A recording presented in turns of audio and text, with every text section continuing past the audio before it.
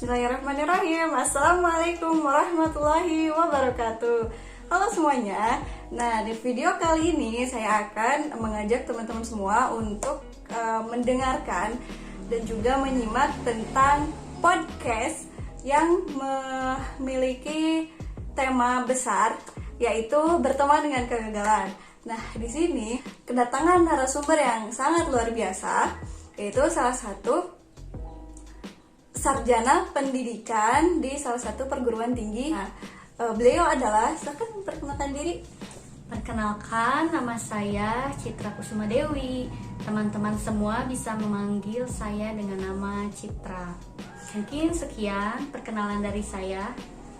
Oke, nah itu ya bagi teman-teman yang pengen mengenal lebih jauh dengan Bu Citra ini, bisa kepo-kepoin di akun channelnya sendiri, ini ada di sini.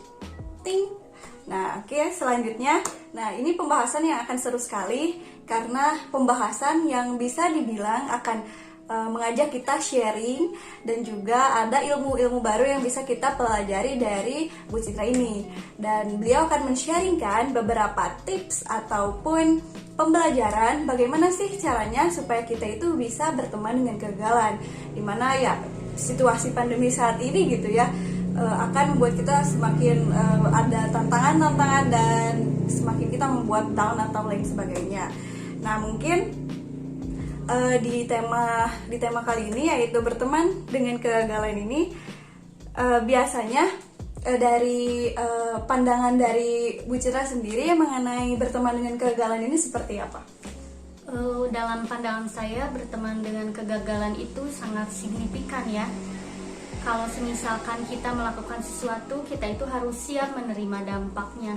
Walaupun dampaknya itu berhasil atau tidak, namun kegagalan itu jangan dijadikan penghalang untuk kita itu menjadi penghambat untuk meraih kesuksesan. Jadi kita itu perlu gagal terlebih dahulu sebenarnya. Jadi kita itu agar tahu introspeksinya di sebelah mana. Mungkin seperti itu. Oke, jadi kurang lebih kalau misalkan kita mau berteman dengan kegagalan, kita harus tahu dulu masalah yang kita hadapi. Betul gak Bu Citra? Ya betul, jadi kita itu harus tahu juga masalah yang kita hadapi. Misalnya tentang pekerjaan kita, mencari pekerjaan, kita itu harus siap apabila kita keterima ya alhamdulillah ya, mungkin itu yang kita harapkan. Apabila mungkin sebaliknya, kita itu harus siap dengan hati yang berlapang dada. Mungkin Allah itu menempatkan kita itu, rezekinya itu bukan di sana.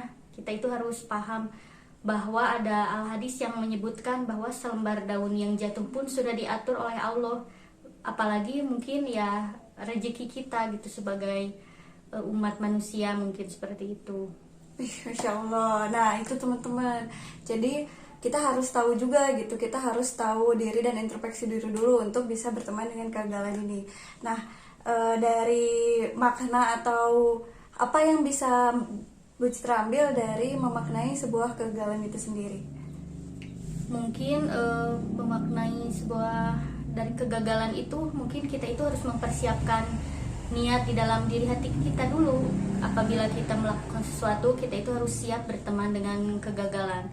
Jadi kita itu bagaimana ya, kalau berpikir itu jangan terlalu positive thinking, jangan terlalu down ya, mungkin setengah-setengah saja. Dan kita itu harus tahu meminimalisir apa yang kita lakukan itu. Kalau ya berhasil seperti yang tadi sudah saya jelaskan, mungkin itu yang kita harapkan. Apabila dalam kutip ya sebaliknya, mungkin rezeki kita itu bukan di sana, atau passion kita itu bukan di tempat tersebut lah. Mungkin Allah juga punya rencana lain untuk kita.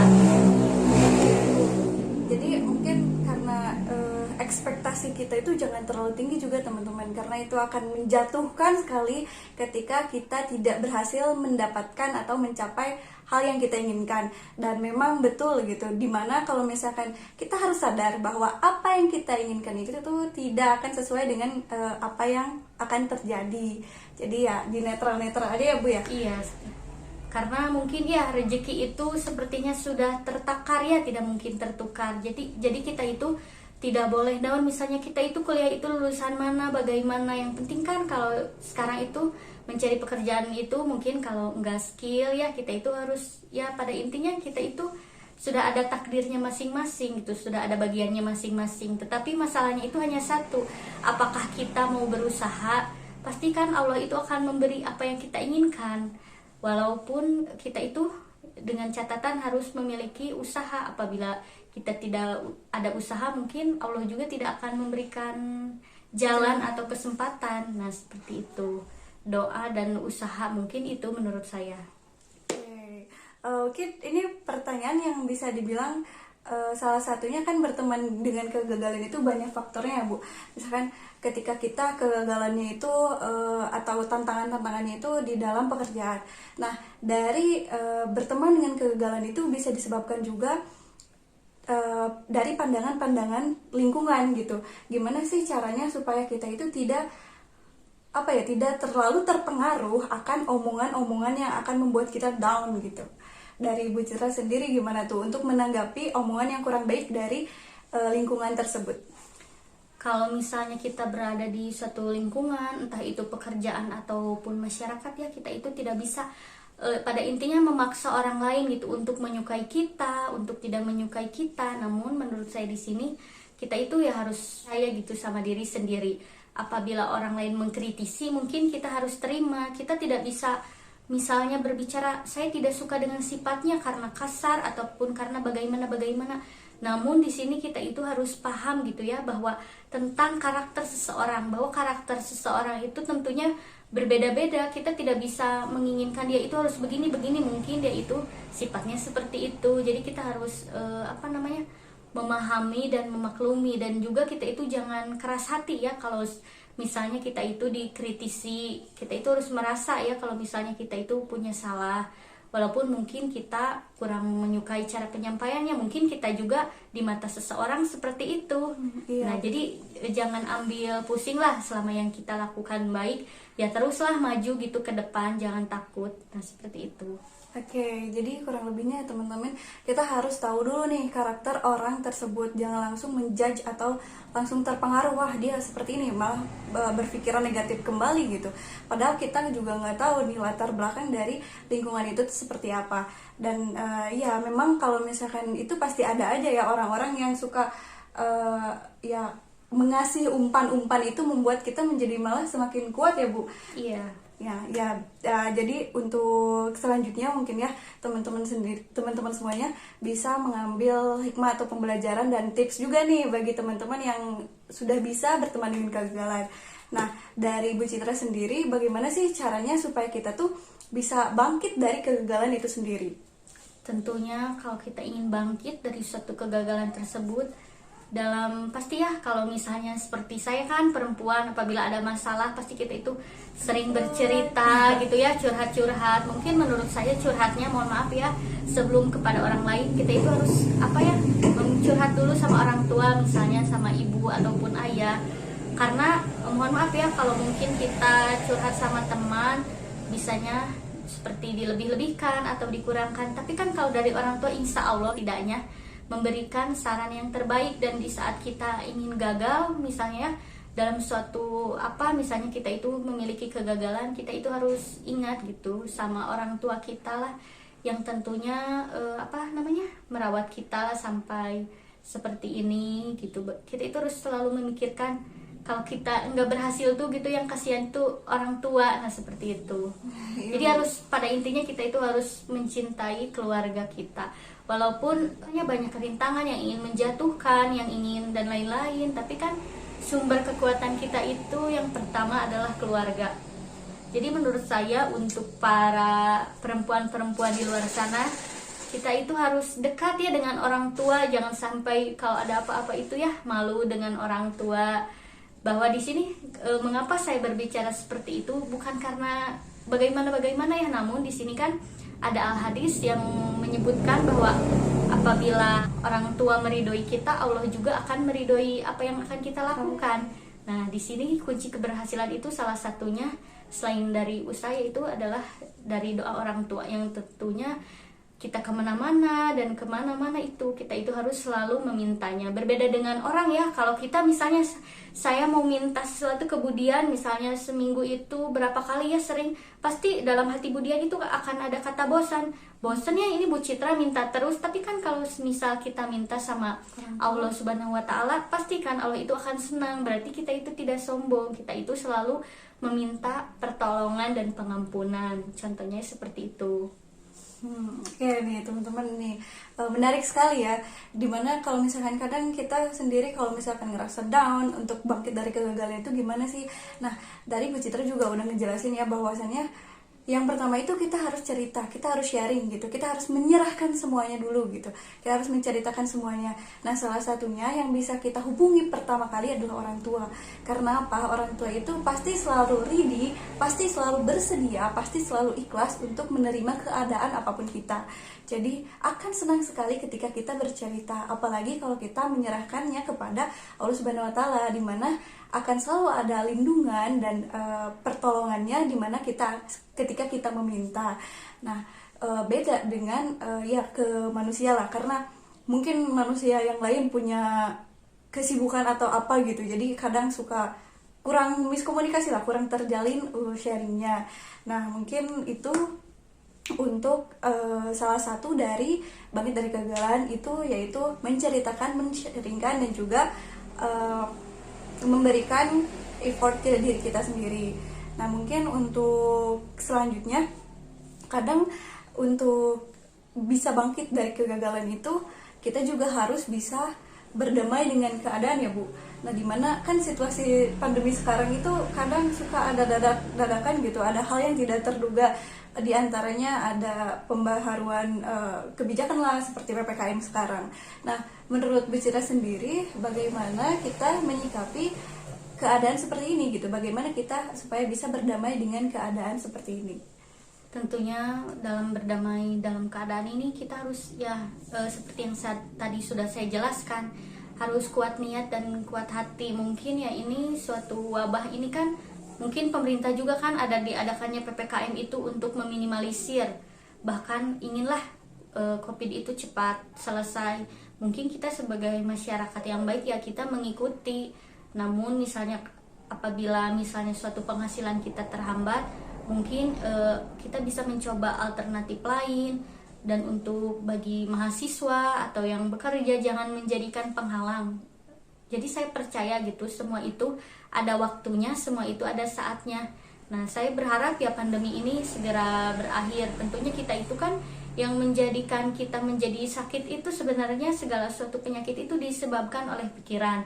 Ya kita itu harus tetap menjaga imun kita ya, agar tetap baik-baik saja dengan hati yang selalu senang gitu. Jangan terlalu, bagaimana ya kalau ada satu masalah jangan terlalu diambil pusing, bisa serius tapi santai, asalkan pekerjaan kita itu beres. Nah seperti itu. Oke, nah ini menarik sekali ya teman-teman. Jadi ketika kita ingin berdamai keadaan dengan situasi sekarang, ya kita kembali lagi nih ke pikiran atau mindset kita ya Bu. Iya. Nah bagaimana sih kita menyikapi ini? Apakah kita akan sisi positif yang kita ambil atau sisi negatif? Kalau kita nggak mengambil sisi positif, maka insya Allah kita pun ya akan positif melakukannya, akan dengan senang hati, akan tidak ada terbebani atau misalnya nggak jadi masalah yang besar dan dibesar-besarkan gitu. Malah kita, oh iya, ini kan kebijakan dari pemerintah yang akan membantu proses pemulihan COVID atau virus ini tuh cepat berakhir ya Bu. Jadi ya kembalikan lagi ke mindset kita, karena pikiran kita itu tergantung dari sikap kita, dan sikap kita tergantung dari pikiran kita. Maka teman-teman semua, kalau misalnya kita mau berdamai dengan keadaan, tidak perlu repot-repot memikirkan sesuatu hal yang belum terjadi. Jadi kita fokuskan apa yang bisa kita perbaiki, apa yang bisa kita lakukan, dan apa yang akan kita lakukan ke depannya supaya kita bisa lebih baik lagi. Nah mungkin untuk sharing selanjutnya itu kan kadang ya Bu, kalau misalkan kita berteman dengan kegagalan, berdamai dengan keadaan, itu membuat kita jadi semakin bisa menanggapi situasi, semakin kita terlatih untuk menanggapi situasi karena ya udah mencoba dari latihan-latihan sebelumnya. Nah mungkin untuk step-step selanjutnya dari Bu Citra sendiri, bagaimana sih sebaiknya kita menyikapi hal-hal yang sudah kita lalui sebelumnya gitu, supaya kita bisa lebih baik lagi dalam melangkah ke depan. Menurut saya ya, jadi kita itu harus bisa berdamai dengan keadaan, beradaptasi dengan keadaan, bahwa di dalam hidup itu ya seperti roda berputar. Tidak akan selamanya kita itu bersedih, tidak akan selamanya kita itu bahagia atau bersenang-senang. Jadi kita itu harus bisa menyikapinya. Kalau misalnya kita mengalami suatu kegagalan, mungkin kita itu harus bisa memaknainya. Misalnya kalau seperti itu salah, harus segera memperbaikinya agar di masa kemudian yang akan datang kita tidak melakukan hal tersebut.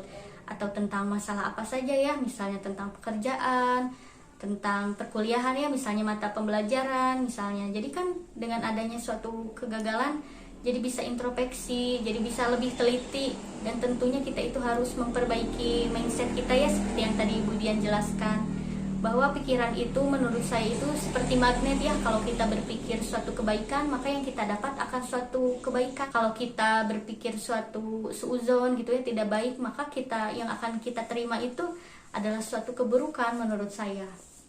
Oke, nah ini teman-teman luar biasa sekali ya sharingnya.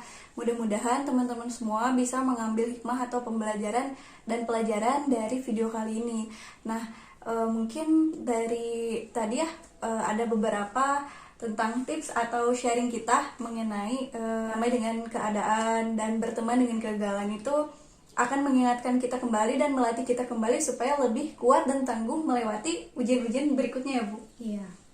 Nah, dari Bu Citra sendiri ada masukan atau misalkan saran buat teman-teman semua yang mau berteman dengan kegagalan dan mau bangkit lagi, memulai lagi, dan juga mau aku kayaknya harus semangat, harus bangkit deh gitu. Misalnya ya, untuk memperoleh sesuatu, kalau misalnya kita ingin, ya kita kan harus berjuang sekuat tenaga ya, seperti penemu lampu itu Thomas Alva Edison, dia itu perlu melakukan penelitian berapa puluh kali. Masa kita yang baru gagal 1 atau 3 kali sudah menyerah? Bahwa kan mungkin siapa tahu ya usaha kita itu lebih sulit, mungkin rezeki kita itu lebih inilah misalnya dari orang lain. Maka kan orang yang berhasil itu bukan orang yang pintar atau orang apa, namun orang tersebut kuat mental. Kuat mentalnya itu di sebelah sana menurut saya, mampu berdamai dengan keadaan misalnya. Jadi menerimalah apa yang terjadi, dan selalu bahwa orang sukses itu selalu memikirkan peluang ya, bukan memikirkan alasan. Jadi apa nih yang selama ini kita bisa perbuat untuk kesuksesan kita, entah itu untuk teman-teman yang gelar sarjana ataupun yang berbisnis, tidak ada alasan atau batasan ya.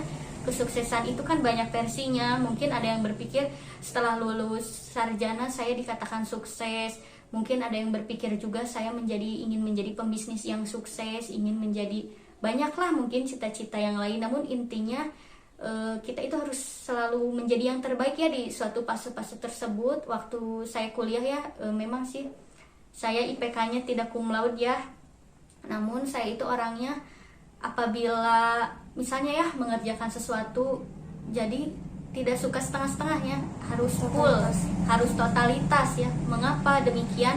Karena apabila misalnya saya itu dikatakan gagal atau dikatakan kurang, saya itu tidak berkecil hati, karena semua yang saya bisa udah saya usahakan untuk mendapat yang terbaik. Karena saya itu percaya gitu bahwa satu waktu itu datangnya hanya sekali. Kita itu sangat rugi ya kalau di dalam waktu tersebut kita tidak melakukan yang terbaik. Tetapi semisalnya dengan catatan kita sudah melakukan yang terbaik sebisa kita, versi kita, masih misalnya gagal, mungkin kita itu tidak boleh menyalahkan diri atau keadaan. Mungkin Allah itu sudah menetapkan gitu ya, rezeki kita, cita-cita kita itu di mana. Nah, seperti itu. Oke, luar biasa sekali ya teman-teman. Ini menarik sekali sih diskusi kali ini, karena ini membahas tentang sharing yang sangat luar biasa, dimana kita pasti mengalami fase tersebut, dan juga pasti kita ya pernah mengalami fase tersebut dan masih bingung nih, aduh gimana ya caranya buat bisa bangkit lagi, aduh bagaimana ya caranya biar bisa berdamai dengan keadaan dan berteman dengan kegagalan. Nah, mungkin ini salah satu tips yang bisa kita sharingkan ya Bu. Semoga video ini dapat bermanfaat untuk kita semua. Pokoknya jangan lupa kalau misalkan suka atau terhibur dengan video ini, boleh like dan subscribe, dan juga boleh subscribe channelnya Bu Citra di hari ini. Dan sampai jumpa di video selanjutnya. Wassalamualaikum warahmatullahi wabarakatuh.